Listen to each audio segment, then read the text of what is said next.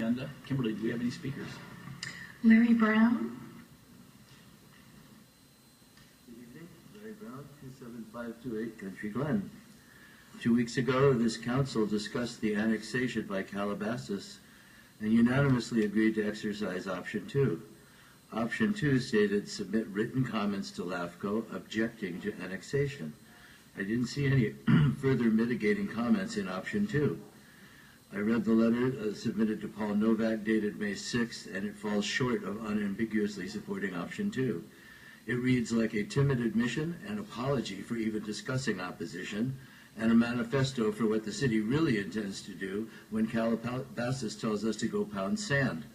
As an aside, Ms. Tamuri was incorrect, and the Calabasas City Council did refuse to support Agoura Hills in finding an alternative location for Heschel.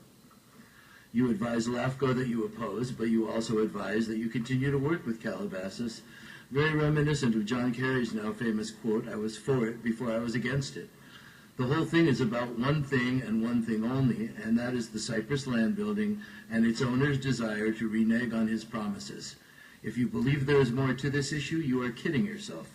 Why in the world should his desire for his cash cow to switch jurisdictions supersede the rights of your constituents? He knew where he was building when he agreed to the terms. It's foolhardy to say we trust the Calabasas Council, but moreover, the unassailable reality is there is no legal way of protecting Agoura residents from future decisions. LAFCO is mandated by the state to consider CEQA, and for the time being, Liberty Canyon is the only wildlife corridor we have. This alone should sink the deal and command a stronger and less ambiguous response. I'll use the balance of my time to once again raise the unresolved issue of the emails that were sent in confidence to the city and forwarded by then Mayor Weber to his crony Don Dussablon. Weber was not among the two designated negotiators, and as such it appears to me that he did violate the Brown Act. But one thing we know for sure is that forwarding them and adding his comments, "Here we go again, get a load of this," etc., was grossly unethical and rude.